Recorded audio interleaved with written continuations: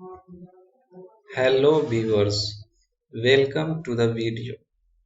आज के इस वीडियो में हम लोग AWS क्लाउड प्रैक्टिशनर में AWS शेयर रिस्पॉन्सिबिलिटी मॉडल पढ़ेंगे और कुछ क्विज क्वेश्चंस देखेंगे और कुछ हमारे व्यूअर्स को कुछ डाउट है तो उन सारे डाउट पे हम लोग चर्चा करेंगे। चलिए मैं अपना इंट्रोडक्शन देता हूँ।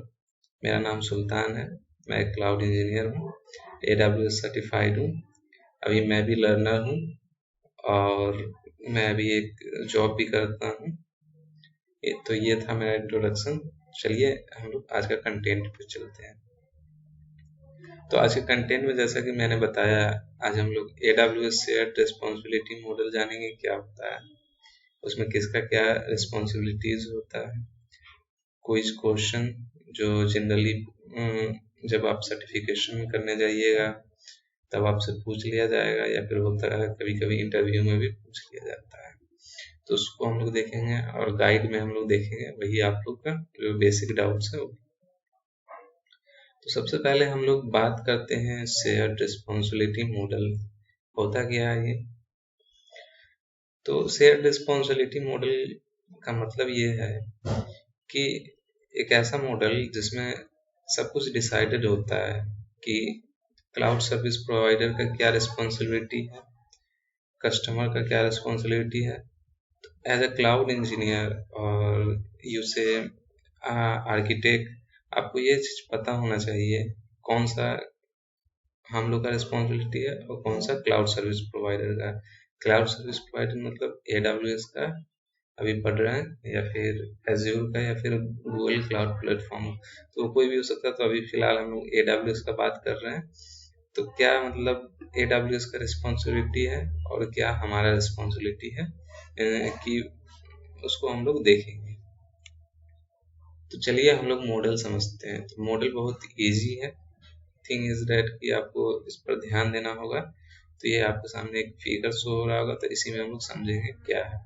तो यहाँ पे दो टाइप का, जैसा कि मैंने बताया, दो टाइप का रिस्पॉन्सिबल होता है। एक होता है AWS रिस्पॉन्सिबल होता है कुछ चीज़ों के लिए, कुछ चीज़ों के लिए कस्टमर रिस्पॉन्सिबल होता है। तो कस्टमर जो रिस्पॉन्सिबल होता है, क्लाउड के अंदर का जितना भी इंफ्रास्ट्रक्चर है उसके लिए कस्टमर रिस्पॉन्सिबल होता है। यहाँ पे आप देख सकते हैं customer responsibility for security in the cloud. In the cloud का मतलब क्लाउड के अंदर। तो क्लाउड के अंदर जितना भी रिस्पॉन्सिबिलिटी होगा वो कस्टमर का होगा। और AWS का क्या है, responsibility for security of the cloud, यानी कि क्लाउड का रिस्पॉन्सिबिलिटी, क्लाउड के अंदर का नहीं, क्लाउड का, पूरे क्लाउड का रिस्पॉन्सिबिलिटी जो होगा वो AWS का होगा। फॉर एग्जाम्पल मान लीजिए एक डेटा सेंटर। तो डेटा सेंटर में क्या है कि डेटा सेंटर में जैसे कि आपको पावर सप्लाई होना, कूलिंग करना हम लोग सर्वर को, या फिर स्टोरेज का ध्यान रखना, या फिर उसके मेंटेनेंस का ध्यान रखना, वो सारा चीज काम किसका होगा, AWS का होगा। लेकिन उस सर्वर के अंदर या फिर उस डेटा सेंटर के अंदर जो डेटा रखा जाएगा या फिर उसका जो सिक्योरिटी होगा, कौन एक्सेस कर सकता है, कौन नहीं कर सकता है, या फिर किसको कितना डेटा एक्सेस करने का ऑथराइजेशन है, तो ये किसका काम होगा, ये होगा आपको कस्टमर का। ठीक है, आई होप समझ में आ गया हो। देखिए कस्टमर की रिस्पॉन्सिबिलिटी में क्या क्या आता है। तो कस्टमर का जो भी डेटा है वो, फिर प्लेटफॉर्म हो गया या कोई एप्लीकेशन हो गया, या फिर आइडेंटिटी एक्सेस मैनेजमेंट, यानी कौन यूजर लॉगिन कर सकता है, या फिर कौन यूजर कौन सा एप्लीकेशन ये एक्सेस कर सकता है या सर्विस उसको ऑथराइज है यूज करने के लिए, या फिर कितना डेटा यूज करेगा, उसको IAM हम कहते हैं, या फिर identity access management, short form में IAM। फिर ऑपरेटिंग सिस्टम मेंटेनेंस करने का, यहाँ पे दो टाइप का ऑपरेटिंग सिस्टम हो गया, एक होस्ट ऑपरेटिंग सिस्टम और गेस्ट ऑपरेटिंग सिस्टम।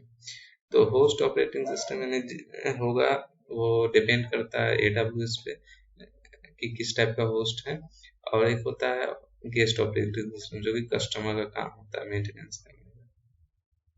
फिर नेटवर्क हो गया, फायरवेल कॉन्फ़िगरेशन, ये भी कस्टमर का काम है। फिर क्लाइंट साइड का डेटा इंक्रिप्शन हो गया, ये भी क्लाइंट कस्टमर का काम है। फिर ऑथेंटिकेशन, यानी कि कौन सा ऑथेंटिकेट आदमी ही उसको एक्सेस करे, ये भी कस्टमर ही का काम है ये सब देखना। Server side encryption, file system और डेटा सारे पे इंक्रिप्शन लगाना कस्टमर का काम है। नेटवर्क का ट्रैफिक का प्रोटेक्ट करना, डेटा अगर ट्रांसफर हो रहा है या फिर रेस्ट में तो उसको सिक्योर करना, ये सारा काम कस्टमर का है। AWS का काम है कि बाहर से कोई अटैकर AWS से एक्सेस नहीं कर सकता है।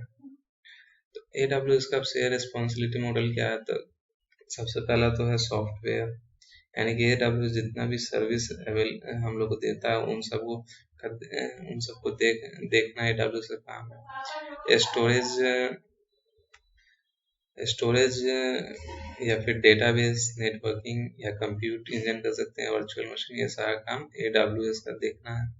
हार्डवेयर या फिर ग्लोबल इंफ्रास्ट्रक्चर, जैसे ग्लोबल इंफ्रास्ट्रक्चर मीन्स सिंपल आप समझ सकते हैं रीजन या अवेलेबिलिटी जोन्स, ये सारा ग्लोबल इंफ्रास्ट्रक्चर या फिर हार्डवेयर या फिर पावर सप्लाई, ये सारा काम AWS का है। Region, availability zone, edge location, ये सारा काम देखने का AWS का है।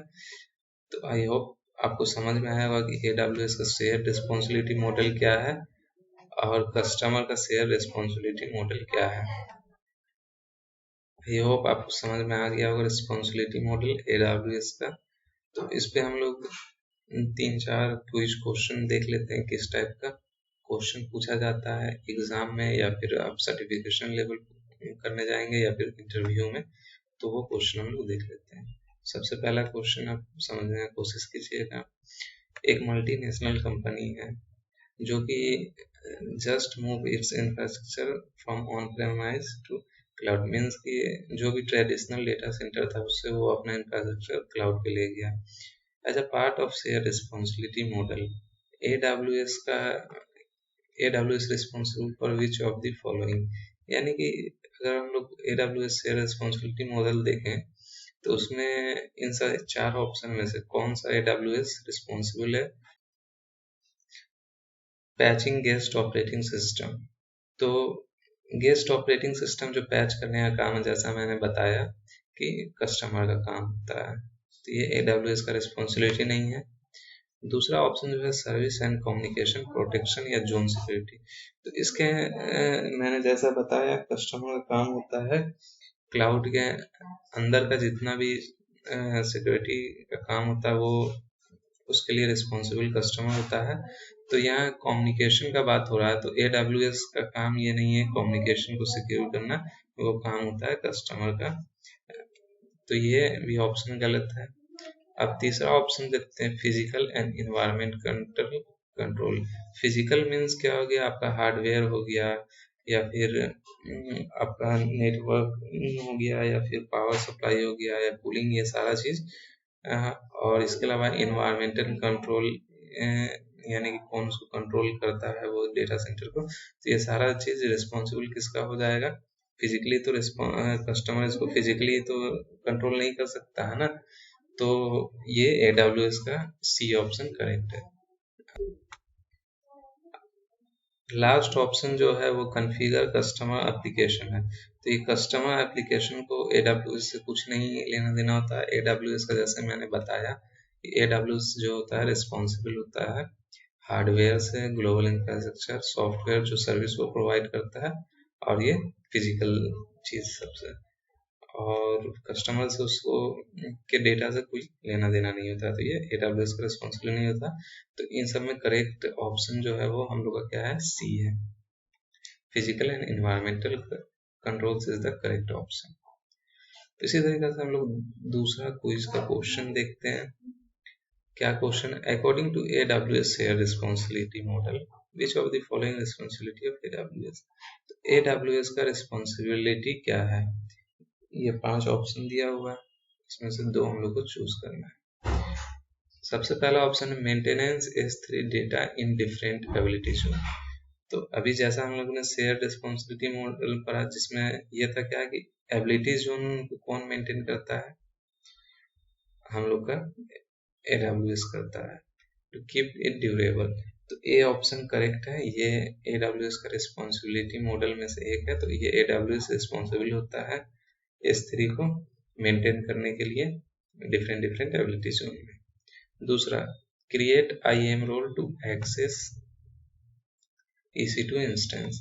तो IAM रोल के लिए कौन रिस्पॉन्सिबल होता है? तो IAM रोल के लिए कस्टमर होता है, जैसा कि मैंने यहाँ दिखाया platform application identity and access management है। तो IAM इसके लिए कौन रिस्पॉन्सिबल होता है? कस्टमर होता है। तो बी रॉन्ग है। सी क्या? इनेबल MFA ऑन AWS यानी मल्टी फैक्टर ऑथेंटिकेशन। तो हम लोग एक्सटर्नल सिक्योरिटी के लिए यानी कि 2 स्टेप वेरिफिकेशन के लिए हम लोग MFA यूज करते हैं।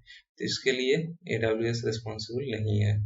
ये कस्टमर चाहे तो MFA करवा सकता है, नहीं तो किसी को डायरेक्ट एक्सेस दे सकता है। चौथा ऑप्शन है रिप्लेसिंग फॉल्टी हार्डवेयर। जो हार्डवेयर होगा उसको रिप्लेस करना है EC2 इंस्टेंस का। तो ये AWS का रिस्पॉन्सिबिलिटी है। क्यों? क्योंकि मैंने बताया फिजिकल या हार्डवेयर जो होता है वो मेंटेनेंस AWS करता है, इसलिए DB AWS का रिस्पॉन्सिबिलिटी है। Creating S3 bouquet. तो S3 बकेट जो होता है वो क्रिएट करने का रिस्पॉन्सिबिलिटी किसका है? आपको कस्टमर का है। और S3 को मेंटेन करने का रिस्पॉन्सिबिलिटी AWS का है, लेकिन उसके अंदर क्या आप क्रिएट कर रहे हैं या फिर किसको एक्सेस दे रहे हैं वो कस्टमर का होता है। तो ई ऑप्शन भी गलत है। तो फिर इस क्वेश्चन के हिसाब से करेक्ट ऑप्शन कौन कौन सा है? तो करेक्ट ऑप्शन आपको ए है, maintain S3 data in different ability zones, और आपको करेक्ट ऑप्शन डी है। आई होप आपको बात समझ में आ गया होगा। एक आखिरी क्वेश्चन एक और देख लेते हैं। ये क्वेश्चन क्या है? Under the AWS responsibility model यानी कि AWS और कस्टमर दोनों का रिस्पॉन्सिबिलिटी क्या है? तो ये हम लोग समझते हैं। सबसे पहला ऑप्शन देखते हैं A, infrastructure maintenance of the S3 storage server. यानी कि S3 को स्टोरेज सर्वर है उसका इंफ्रास्ट्रक्चर मेंटेन करना, यानी हार्डवेयर का बात करा तो ये AWS का होता है, ये कस्टमर का नहीं होता है। दूसरा पे देखते हैं एबिलिटी जोन इंफ्रास्ट्रक्चर मेंटेनेंस, यानी कि एबिलिटी जोन को मेंटेनेंस करना, ये भी AWS का होता है, कस्टमर का नहीं होता है। तीसरा देखते हैं कॉन्फ़िगर मैनेजमेंट करना। हाँ, तो कॉन्फ़िगर मैनेजमेंट करना जो होता है वो AWS का भी रिस्पॉन्सिबिलिटी होता है, कस्टमर का भी होता है। तो जो करेक्ट ऑप्शन है सी। डी में देखते हैं कि गारंटी डेटा सेपरेशन एवं वेरियस AWS कस्टमर, यानी कि 10 AWS कस्टमर है तो ये चीज़ इंश्योर करना है कि सारे कस्टमर का डेटा एक दूसरे के साथ मिक्स नहीं हो जाए, सारा डेटा अलग अलग हो, सबका डेटा इंडिपेंडेंट हो एक दूसरे से। तो ये भी AWS का रिस्पॉन्सिबिलिटी है। तो यहाँ पे ये ए, बी और डी AWS का रिस्पॉन्सिबिलिटी है। तो करेक्ट ऑप्शन जो है इस क्वेश्चन का वो है कॉन्फ़िगरेशन मैनेजमेंट। तो आई होप आपको ये क्विज में समझ में आया। कोई भी डाउट हो आप कमेंट करें, मैं जल्द से जल्द रिप्लाई करने की कोशिश करूँगा। हमारे एक व्यूवर थे जिन्होंने मैसेज किया कि वेबसाइट कंस्ट्रक्शन का स्टेटस जानने के लिए। तो वेबसाइट अभी कंस्ट्रक्ट हो रहा है, जब हो जाएगा तो आपको लिंक अवेलेबल हो जाएगा, या तो चैट सेक्शन में पिन कर देंगे या फिर आपको डिस्क्रिप्शन में मिल जाएगा। इसके अलावा बहुत सारे व्यूअर्स हैं जैसे कि पूछ रहे थे कि कोई एक ट्रिक बताने के लिए कि AWS का हम लोग सर्टिफिकेशन जो होता है प्रैक्टिशनर वो कैसे इजीली कर सकते हैं। तो उसका सिंपल सा लॉजिक है कि मैं जो वीडियो बना रहा हूँ उसको आप फॉलो करें, क्योंकि कोई भी एग्ज़ाम देने के लिए सबसे पहले बेसिक नॉलेज बहुत इंपॉर्टेंट होता है। तो मेरे वीडियो से आपको बेसिक नॉलेज मिल जाएगा, और इसके बाद आपको हम 10 सेट क्विज करवाएंगे। तो वो 10 सेट क्विज करने के बाद कोई भी सर्टिफिकेशन एग्ज़ाम हो AWS क्लाउड प्रैक्टिशनर का, चाहे वो कोई कंपनी करवाता हो या फिर AWS खुद करवाता हो, आप इजीली उसको क्रैक कर सकते हैं। इसके अलावा ये वीडियो सीरीज खत्म होने के बाद AWS क्लाउड प्रैक्टिशनर आप AWS के बारे में पूरा फंडामेंटल अच्छे से जान जाएंगे, आपका कंसेप्ट पूरा क्लियर हो जाएगा और आप कोई भी इंटरव्यू इजीली क्रैक कर सकते हैं। इस वीडियो सीरीज होने के बाद जब मैं देखूंगा कि वीडियो पे अच्छा रिस्पांस आने लगा तो फिर हम लोग आर्किटेक्ट लेवल पे वीडियो बनाना शुरू करेंगे, और मैं कोशिश करूंगा अपने कलीग को भी इन्वॉल्व करने का कि वो भी हेल्प करें और आर्किटेक्ट और स्पेशलिस्ट लेवल पे वीडियो बनाए। तो आई होप आपको सारा आंसर मिल गया होगा। और एक और बात, इसमें बहुत सारा टर्म है जैसे एबिलिटी जोन या रीजन या फिर S3 तो ये सारा चीज़ का आपको सोचना नहीं है, या फिर आइए ये सारा चीज़ आने वाले वीडियो में हम लोग पूरा डिटेल लेक्चर होगा इस पे, हर कुछ पे 3-3 4-4 वीडियो डिटेल में होगा, तो उसके लिए आपको सोचना नहीं है। अभी सिर्फ आपको शेयर रिस्पॉन्सिबिलिटी मॉडल समझना था, वो आई होप आप समझ गए होंगे। अगर वीडियो अच्छा लगा हो तो आप लाइक करें और सब्सक्राइब करें और अपने दोस्तों के साथ शेयर करें, और इसी चैनल पे आपको आने वाला जो न्यू न्यू टेक्नोलॉजी है उसका भी आपको अपडेट मिलता रहेगा, या फिर उस पर जो भी ट्यूटोरियल है वो भी मिलता रहेगा, इसलिए आप ये चैनल को सब्सक्राइब भी कर सकते हैं। तो मिलते हैं अगले वीडियो में, आज के लिए बस इतना ही। थैंक्स।